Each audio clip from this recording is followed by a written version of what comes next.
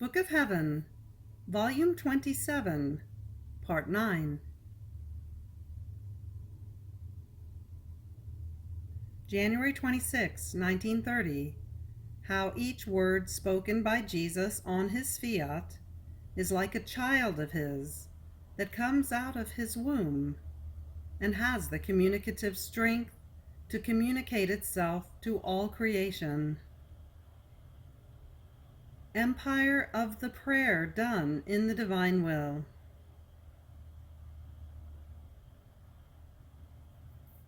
My flight in the divine Fiat continues, and I comprehend more how heaven and earth are filled with it.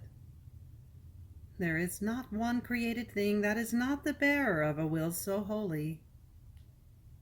But while my mind was wandering within the Fiat, my sweet Jesus, moving in my interior, told me, "My daughter, all created things, by virtue of my divine will in which they live, perceive when my divine volition wants to manifest a truth that belongs to it, a knowledge about it, or wants to do one of its works. Since the will that dominates all creation is one, they feel within themselves the communicative, creative, and preserving virtue that wants to operate and make itself known. Therefore, they feel as if another sister were adding into their midst, and they celebrate the newcomer. So, each word I have spoken to you on my divine volition has been a Fiat pronounced by us, which has come out like a child from the womb of our will. This Fiat is the same Fiat as that of creation, which, forming its echo, makes its vital strength felt there where our will resides. It happens when our divine Fiat wants to operate, wants to pronounce itself by making itself known and manifest more of its truths. As to a family, when they see that their mother is about to give birth to other little children, the whole family celebrates, because the family becomes larger, and every time it increases by another little brother or little sister, they make feast and delight in the one newly arrived in their midst. Such is the creation, since it has come out of the womb of my divine will.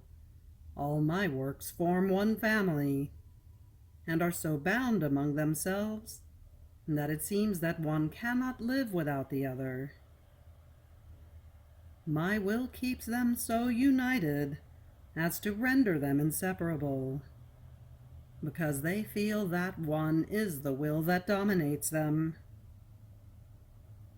Now, hearing a speaking so prolonged of my Fiat, the many of its knowledges it keeps manifesting to you, they feel that the number of the divine generation of my Fiat increases in their midst.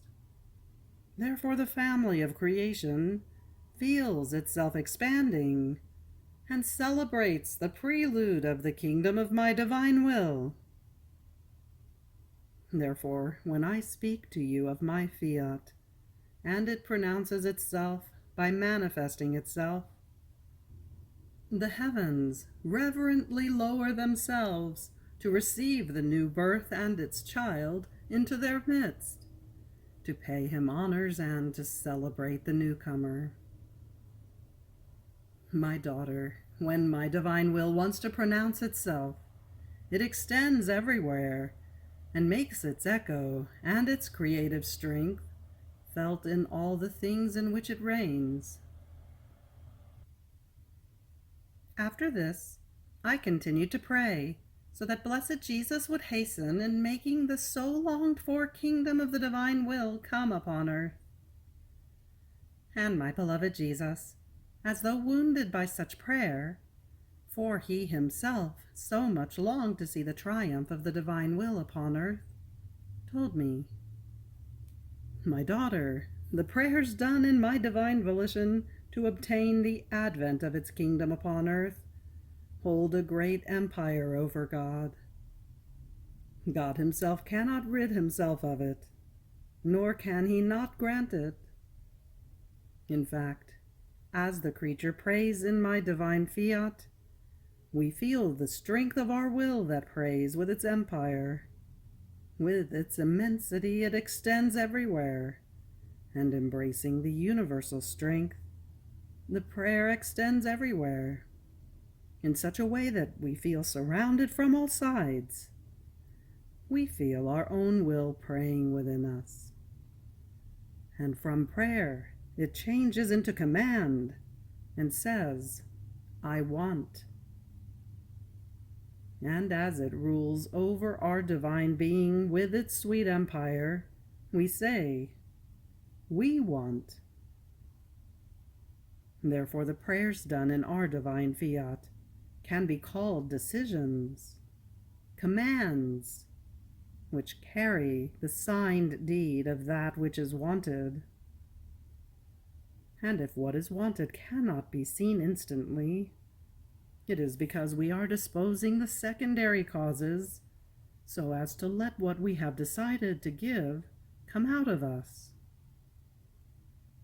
Therefore, it is not to be put in doubt that sooner or later one will see descend from heaven that which with decision has been granted to him.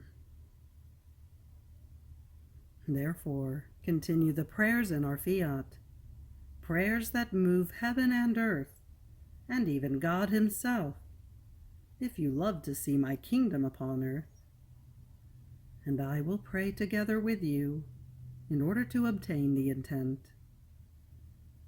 More so, since the ultimate purpose of creation is precisely this, that our divine will was to reign on earth as it does in heaven. January 30th, 1930. As redemption unfolded, so will the kingdom of the divine will unfold. Analogy between the two of them. Leap of joy and of sorrow of Jesus. I was thinking about how the kingdom of the divine will could come upon earth, and in what way it may unfold. Who will be the first fortunate ones to have such a great good? And my sweet Jesus, making himself seen, clasped me all to himself, and giving me 3 kisses, told me, my daughter, in the same way as the kingdom of redemption unfolded, so will the kingdom of my will unfold.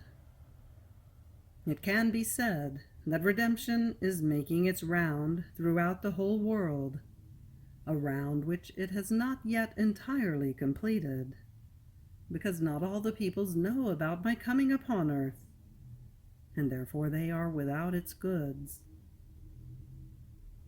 Redemption keeps preparing and disposing the peoples for the kingdom of my divine will. So just as my redemption had its beginning, not in the whole world, but in the center of Judea, because in this nation there was the little core of those who were awaiting me. There was she whom I had chosen as mother, and Saint Joseph, who was to be my foster father. In this nation I had manifested myself to the prophets, by letting them know that I was going to come upon earth. It was right that, there where this was known, they be the first ones to have me in their midst. And even though they were ungrateful, and many did not want to know me yet, who can deny that my celestial mamma, the apostles, the disciples, were from the Jewish nation, and that they were the first criers, who exposed their lives to make known to the other nations my coming upon earth and the goods which are in my redemption. So it will be for the kingdom of my divine fiat. The towns, the provinces, the kingdom, which will have been the first to know the knowledges about my divine will, and its expressed will of wanting to come to reign in the midst of creatures, will be the first to receive the goods that its kingdom will bring. And then, making its way with its knowledges, it will do its round in the midst of the human generations. My daughter, there is much analogy between the way in which redemption unfolded and the way in which the kingdom of my divine will shall unfold. See, in my redemption I chose a virgin. In appearance she had no importance according to the world, either of riches, or of height of dignity, or positions which would indicate her. The very city of Nazareth was not important. A tiny little house was her whole abode. But even though I chose her from Nazareth, I wanted for it to belong to the capital city, Jerusalem, in which there was the body of the pontiffs and priests, who then represented me and announced my laws. For the kingdom of my divine will, I have chosen another virgin, who in appearance has no importance, either of great riches or of height of dignity.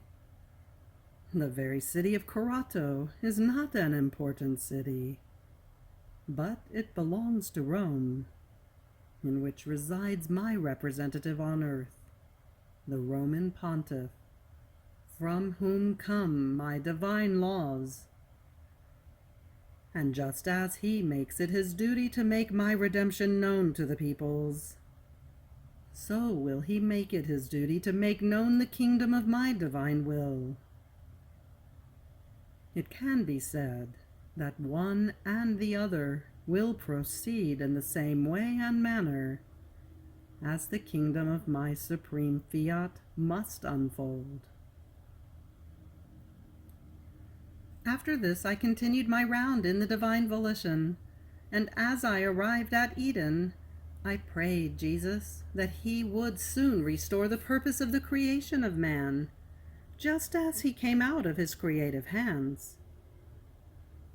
But while I was doing this, my beloved Jesus, making himself felt in my interior, made me feel his divine heart leaping so very strongly, and all tenderness told me, "My daughter, every time Eden is mentioned, my heart leaps with joy and with sorrow in remembering the way, the manner with which man was created, his happy state, his enrapturing beauty, his sovereignty, our innocent joys and his, with which we delighted together.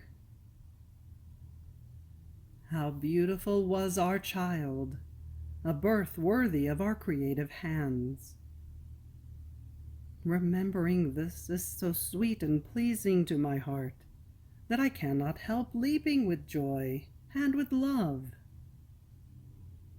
But then, in seeing him changed in his lot, descended from his happiness into the evils of the human will, because our divine will was the safeguard against all his evils, and the preserver of the way in which he came out of our creative hands, and placing him in a contest with his Creator, it placed him in the condition of being able to give his love, his innocent joys, to the one who had created him. So, in seeing him unhappy, my leap of joy is followed immediately by the leap of intense sorrow. And if you knew how pleasing to me is your coming back into this Eden, to place before me what was done, beautiful, holy, great, in the creation of man, you give me the contentment, the joy of letting me repeat my leap of joy, and of placing a lenitive to my leap of sorrow, which is such that, if it were not followed by the sure hope that my child, by virtue of my fiat, must return to me happy, by giving me his innocent joys, as it was established by us in creating him, my leap of sorrow would have no respite, and I would emit shouts so loud as to make even the heavens cry. And therefore, in hearing your continuous refrain, I want the kingdom of your divine will. My divine heart feels its leap of sorrow being stopped, and leaping with joy, I say, the little daughter of my will wants and asks for my kingdom. But why does she want it? Because she knows it, loves it, and possesses it, and therefore she prays that other creatures may possess it. In fact, since my divine will is the origin of life, of the creation of man, it alone gives him the capacity to be able to receive everything from his Creator, and to be able to give back to him everything he wants, which he wants. My fiat has the virtue of making the conditions of man, his fortune, change. With it, everything smiles at him. All love him. All want to serve him. And they consider themselves fortunate to serve my divine will in him. That is, in the creature in whom my divine will reigns. February 6, 1930.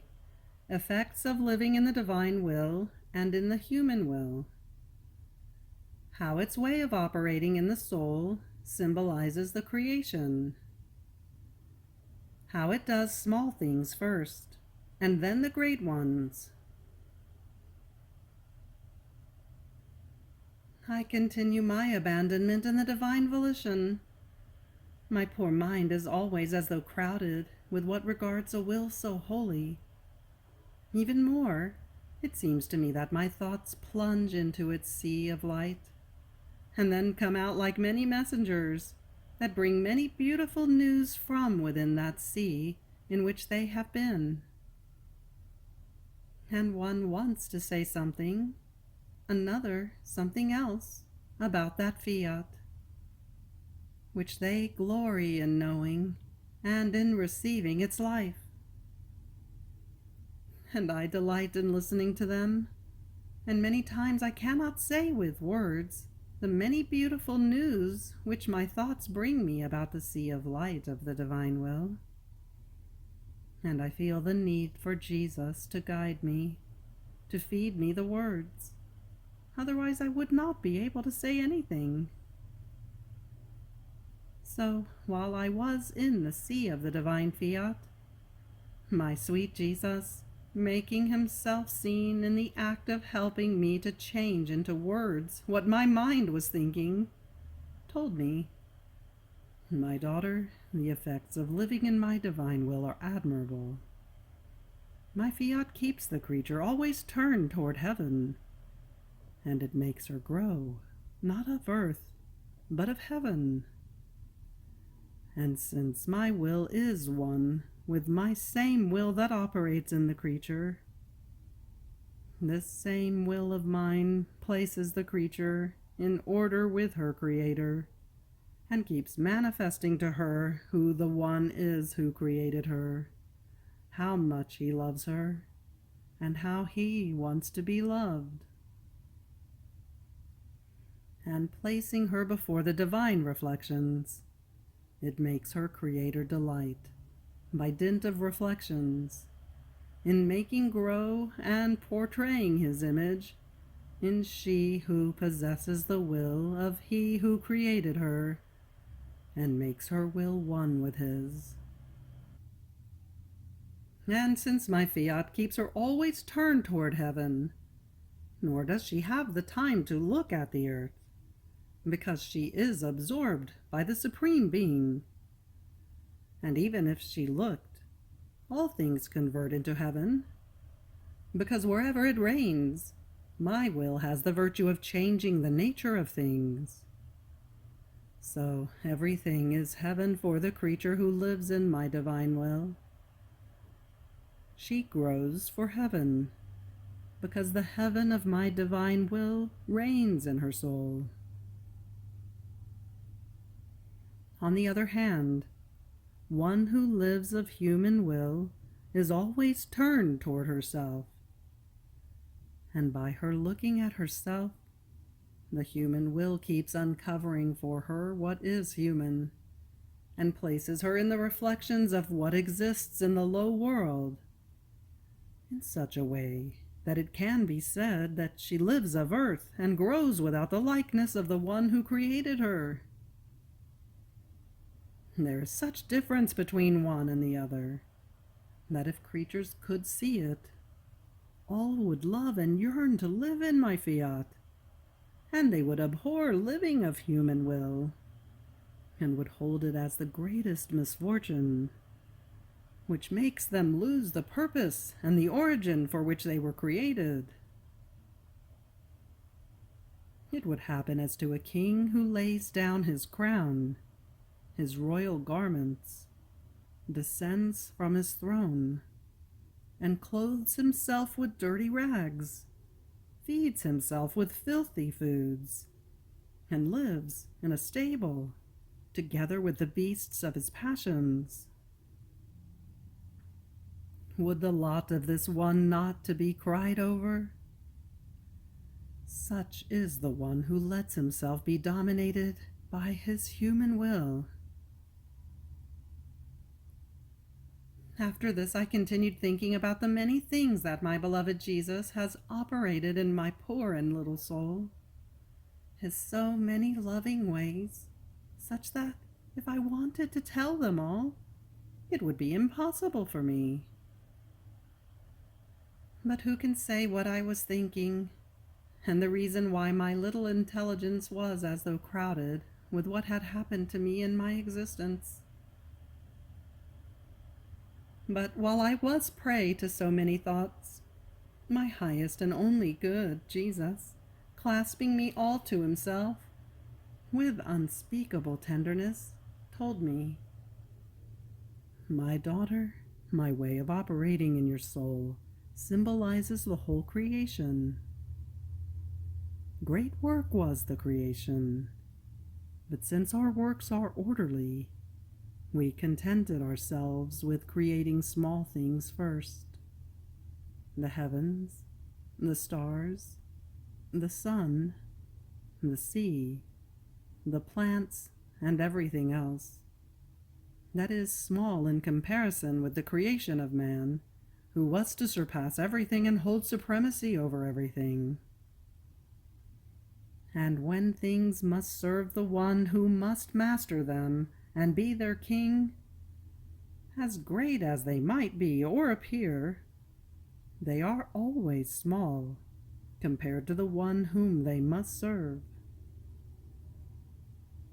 So after the universe was created, and all things were at their place of order, waiting for the one around whom, like an ordered army, they were to line up so as to serve him and obey his wishes, we created man.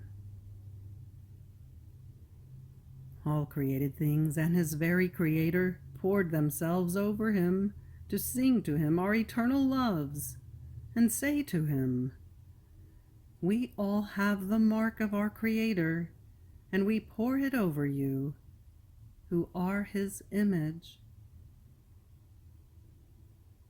Heaven and earth made complete feast, and our very divinity celebrated with so much love the creation of man, that at the mere memory of it, our love seethes so strongly that overflowing, it forms immense seas around us.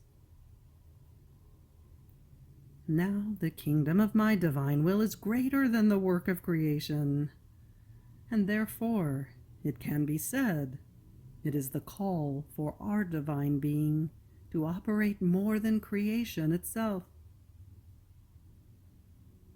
So everything I did in your soul at the beginning symbolizes the creation.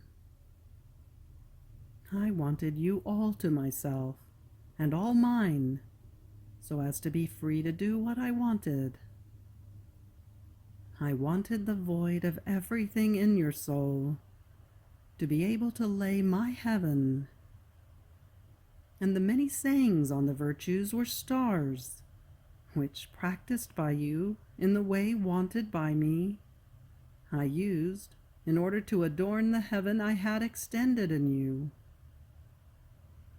Therefore, I wanted to redo in you and be repaid for everything evil and unworthy that the human family had done.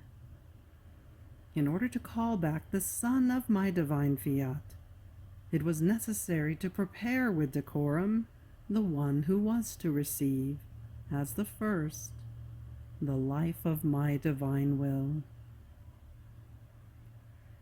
This is why, then, I made flow seas of grace, the most beautiful flowerings, almost as in the creation of man, in whom my divine Fiat was to reign.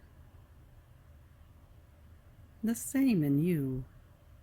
Everything I did placed itself in waiting, like a divine army, to form the cortege of the Son of my eternal will.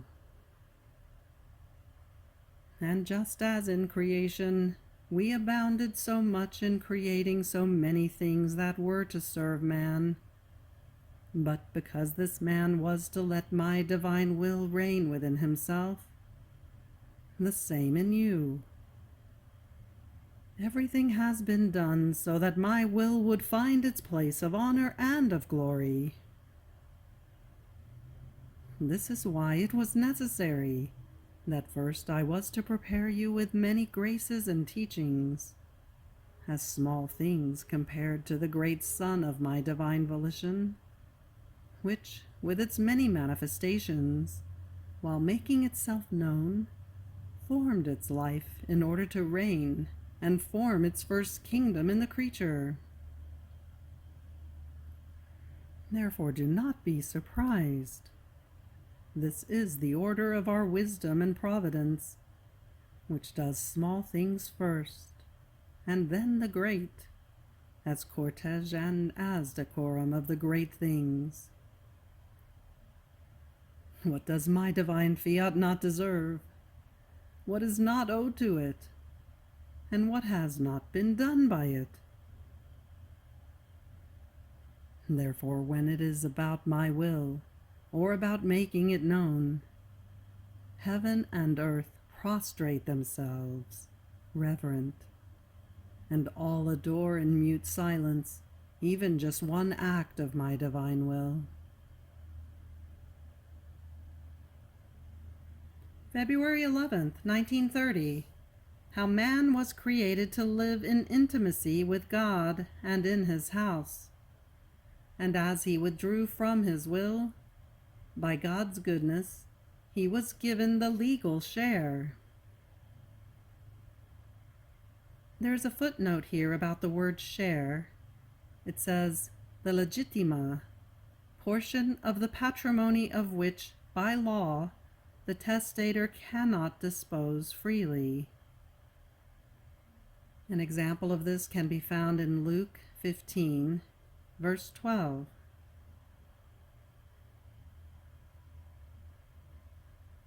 My poor mind undergoes the sweet enchantment of the refulgent Son of the eternal Fiat, and oh, how many beautiful, touching scenes it unfolds within me, such that if I were able to tell them as I see them, all would undergo the sweet enchantment, and in chorus all would say, "We want to do the divine will." But alas, I am always the little ignorant one, and only stammering can I say something. But in comprehending the great good of this divine volition, and how we swim in its gigantic waves of light, of unspeakable beauty, of unreachable sanctity, I was thinking to myself, how is it possible for such a great good not to be known? And while we swim inside of it, We ignore the great good that surrounds us, that invests us inside and out, that gives us life. And only because we ignore it, we do not enjoy the admirable effects of all the great goods that a will so holy contains.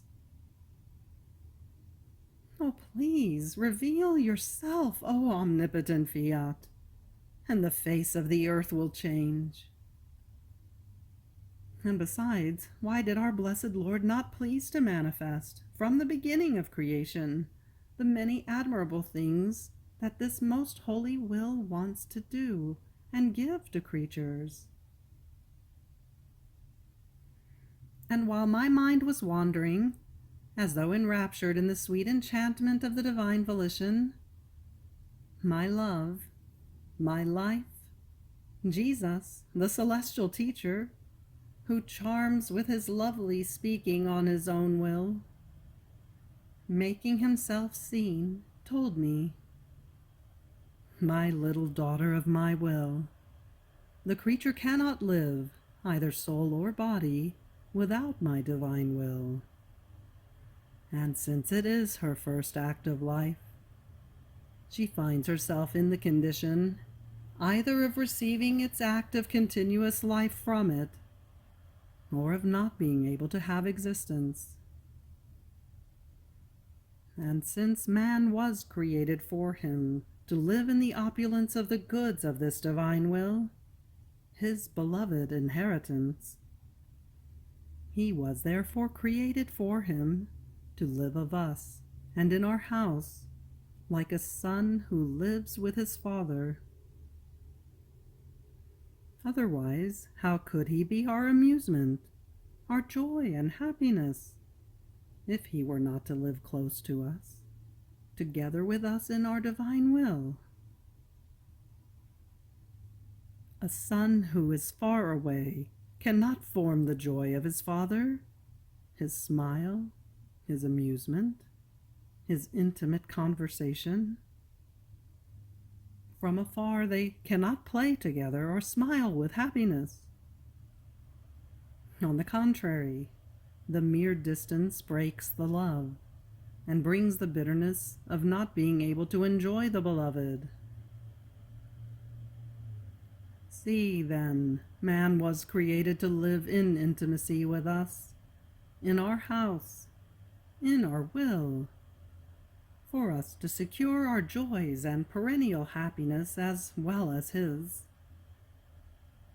But man, our son, though he was happy in the house of his father, rebelled and went out of his paternal house, and by doing his will, he lost the smile of his father, his pure joys. And since he could not live without the concourse of our divine will, we acted as father and gave him the legal share of our divine will, no longer as life, which carried him on its lap to render him happy and holy, but as concurring to preserve him alive, not to make him happy as before, but to give him the things of strict necessity, and according to how he would behave. Without my divine will there cannot be life, and this is why so little is known about my divine Fiat, because it is its mere legal share that creatures know. And many times this legal share is not even recognized completely, because one who lives of the legal share does not live in the house of his father. He is far away from him, and many times he finds himself in the condition of spoiling with unworthy acts the very legal share he received. And therefore do not be surprised if little is known about my divine will, if one does not live in it, if one is not in continuous contact to receive its life that makes one happy, that sanctifies, and one being close to it, opens its secrets and makes itself known, who it is, what it can give to the creature, and how it yearns to keep her on its lap, to form in her its divine life. More so, since by doing his will, man placed himself in the condition of a servant, not of an heir. And a servant has no right to the inheritance of his master, but to the miserable compensation for him to live life with hardship. Therefore, my daughter, it can be said that with you I have opened the doors, to let you enter, to live in our house, in our divine will. And keeping you with us, we have manifested to you so much about our divine volition, not as the legal share, but as our fortunate heiress. After this he added, my daughter, more so, since in that little which was written of my divine will in the whole history of the world, having known only the legal share, they have written of it what they have known of my fiat after sin, which relationships it has with creatures, even though they offend it and do not live in our house. But as for the relations that passed between my fiat and Adam innocent, before sinning, they have written nothing. And how could they write, if no one has lived in my divine will as in one's own house? How could they know its secrets, and the great prodigy that the operating life of a divine will can do in the creature? Therefore they could and can say of my divine fiat that it disposes everything, that it commands, that it concurs. But as for saying of my divine will how it operates within itself, in its house, the power of its immensity, that in one instant does everything, envelops everything, in the creature as it does within itself, this is science that the creature has ignored until now. There is a footnote here in reference to envelops everything in the creature as it does within itself, as meaning on earth as it does in heaven. This is science that the creature has ignored until now. It could not be written if not by manifestation of my divine fiat, and to one whom it called to live in our house as our daughter, close to us, inside my will, not far away, such that being able to amuse ourselves with her, we would make her aware of our most intimate secrets. And if we had wanted to manifest what regards our will in relationship with the creature, and she were not living in it, she would not have understood us. It would have been for her like a foreign and unintelligible dialect.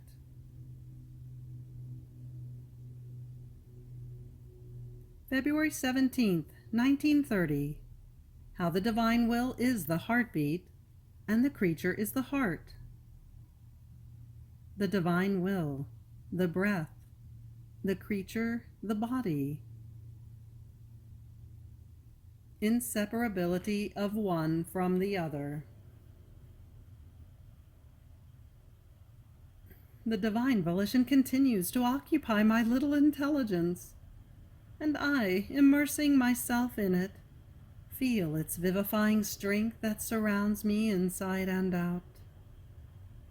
And my sweet Jesus, who seems to hide behind the gigantic waves of light of his divine volition, very often moves in these waves of light, and making himself seen with unspeakable tenderness, he told me, "My daughter, my divine will is heartbeat without heart. The creature is the heart. My will is the heartbeat. See what inseparable union exists between my fiat and the creature. The heart is nothing. It has no value without the heartbeat. With the heartbeat, the life of the creature is constituted.